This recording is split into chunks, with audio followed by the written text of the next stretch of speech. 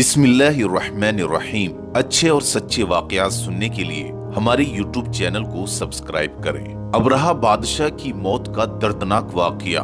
जब उसने खाने काबे को ढाने के लिए अपने लश्कर के साथ चढ़ाई की तो कैसे अल्लाह ताला ने परिंदों के जरिए से उसको और उसके लश्कर को तबाह बर्बाद किया। इस वाक़े को आखिर तक जरूर सुने, बहुत ही जबरदस्त वाकया है। तफसीरों में ये वाकया कुछ इस तरीके से लिखा है कि जब अबरहा मुल्क यमन का गवर्नर बन गया तो उसने यमन पर कब्जा करने के बाद इरादा किया कि यमन में एक ऐसा शानदार कनीसा बनाया जाए जिसकी नजीर पूरी दुनिया में न मिलती हो। और यमन के जो लोग हज करने के लिए मक्का जाते हैं और बैतुल्लाह का तवाफ करते हैं, ये लोग उस कनीसे की अजमत और शान को देखकर काबे की बजाय इसी कनीसे में जाने लगे।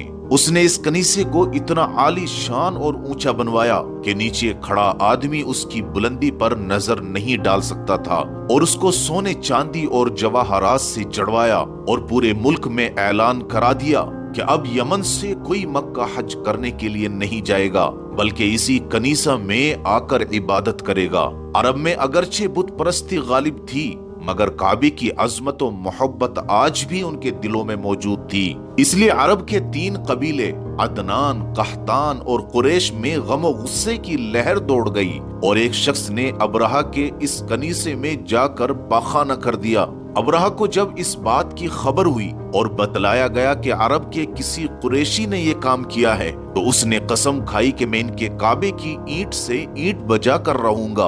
अबरहा ने काबे पर हमला करने की तैयारी शुरू कर दी और अपने बादशाह नजाशी से इजाजत मांगी तो बादशाह ने अपना खास हाथी जिसका नाम महमूद था अबरहा के लिए भेज दिया कि वो इस पर सवार होकर काबे पर हमला करे। रिवायत में आता है कि ये सबसे बड़ा और अजीम शान हाथी था और इसके साथ 8 हाथी और भी भेजे थे ताकि काबे के ढाने में हाथियों से काम लिया जाए। अरब में जब इसके हमले की खबर फैली तो सारा अरब मुकाबले के लिए तैयार हो गया।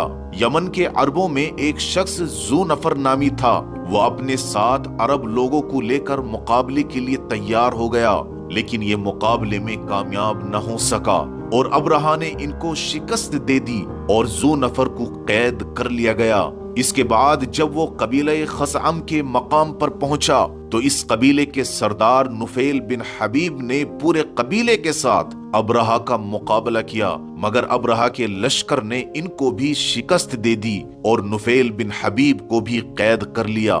जब ये लश्कर ताइफ के करीब पहुंचा तो ताइफ के लोग अबरहा की फतह के वाकयात सुन चुके थे तो उन्होंने अपनी खैर मनाने का फैसला किया और अबरहा से कोई मुकाबला न किया, बल्कि ये तय कर लिया कि हम तुम्हारे साथ अपने एक सरदार अबू रिगाल को भेज देते हैं जो तुम्हारी रहनुमाई करेगा। अबरहा इस पर राजी होकर अबू रिगाल को साथ लेकर मक्का मुकर्रमा के करीब मकामे मुगम्मस पर पहुंच गया जहां कुरैशे मक्का के ऊंट चर रहे थे। अबरहा के लश्कर ने सबसे पहले इन पर हमला करके ऊंट गिरफ्तार कर लिए, जिनमें 200 ऊंट रसूलुल्लाह सल्लल्लाहु अलैहि वसल्लम के दादा कुरैश के सरदार अब्दुल मुत्तलिब के भी थे। अबरहा ने यहाँ पहुंचकर अपना एक सफीर हनाता हिमयरी को शहर मक्का में भेजा कि वो कुरैश के सरदारों के पास जाकर इत्तला कर दे कि हम तुमसे जंग के लिए नहीं आए, हमारा मकसद काबे को ढाना है। अगर तुमने इसमें कोई रुकावट न डाली तो तुम्हें कोई नुकसान नहीं पहुंचेगा।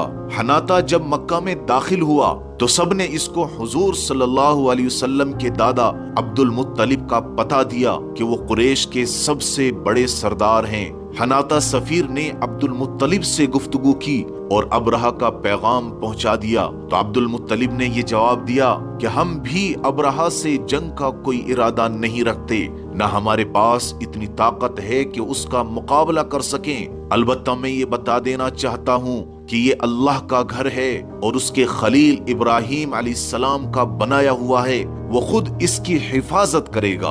अगर अबरहा अल्लाह से जंग करना चाहता है तो करे और फिर देखे कि अल्लाह कैसा मजा चखाते हैं। हनाता सफीर ने अब्दुल मुत्तलिब से कहा कि आप मेरे साथ चलें, मैं आपको अबरहा से मिलाता हूँ।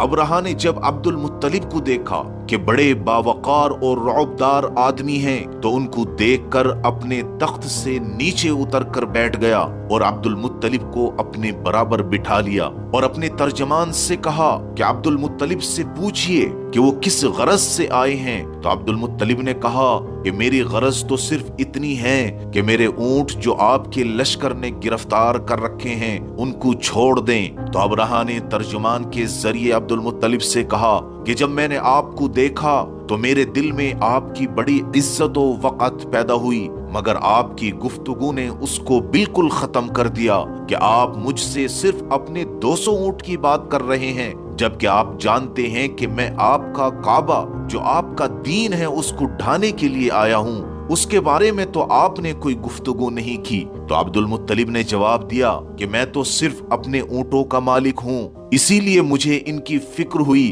और काबे का मालिक मैं नहीं हूँ बल्कि उसका मालिक तो अल्लाह है, और वो अपने घर की हिफाजत करना अच्छी तरह से जानता है। अबरहा ने कहा कि तुम्हारा खुदा उसको मेरे हाथ से न बचा सकेगा। तो अब्दुल मुत्तलिब ने कहा फिर तुम्हारा इख्तियार है, जो चाहो करो। तो अबरहा ने अब्दुल मुत्तलिब के ऊंट वापस कर दिए और वो अपने ऊंट वापस लेकर आए तो बैतुल्लाह के दरवाजे को पकड़कर दुआ में मशगूल हो गए, और कुरैश की भी एक बड़ी जमात साथ थी। सबने अल्लाह ताला से दुआएं की कि ऐ अल्लाह, अबरहा के अजीम लश्कर का मुकाबला हमारे तो बस में नहीं, आप ही अपने घर की हिफाजत का इंतजाम फरमा दें। दुआ करने के बाद अब्दुल मुत्तलिब लोगों को साथ लेकर मुख्तलिफ पहाड़ों पर फैल गए।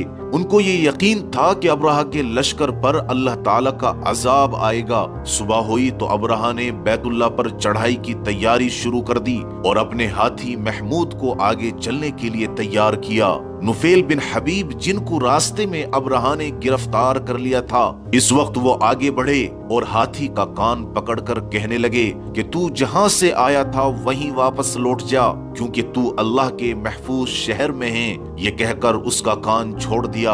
हाथी ये सुनते ही बैठ गया। हाथी चलाने वालों ने उसको उठाना चाहा, लेकिन वो अपनी जगह से न हिला। उसको बड़े बड़े आहनी हथियारों से मारा गया, लेकिन उसने इसकी भी परवाह न की। उसकी नाक में लोहे का आंकड़ा डाल दिया गया, फिर भी वो खड़ा न हुआ। तो उन लोगों ने आजमाने के लिए उसे यमन की तरफ लौटाना चाहा तो फौरन खड़ा हो गया। फिर शाम की तरफ चलाना चाहा तो फौरन चलने लगा। फिर मशरिक की तरफ चलाया तो उधर को भी चलने लगा। इन सब अतराफ में चलाने के बाद फिर उसको मक्का की तरफ चलाने लगे तो फिर बैठ गया।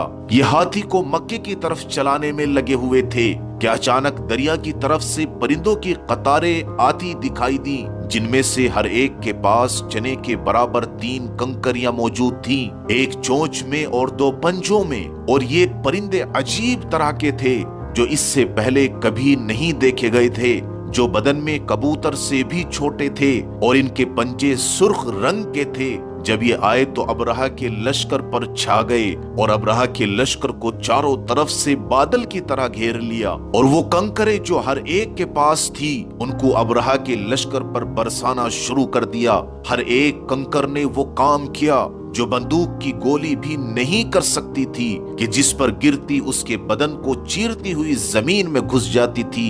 ये अजाब देखकर सब हाथी भाग खड़े हुए और एक हाथी उसी जगह पर हलाक हो गया, और लश्कर के सब लोगों में भगदड़ मच गई और चारों तरफ भागने लगे। लेकिन इस कदर जख्मी हो गए थे कि रास्ते में मर मर कर गिर गए, और चूंकि अबरहा को सख्त सजा मिलनी थी तो ये फौरन हलाक नहीं हुआ, मगर उसके जिस्म में ऐसा जहर फैल गया था कि उसका एक एक जोड़ गल सड़कर गिरने लगा था। इसी हाल में उसको वापस यमन लाया गया।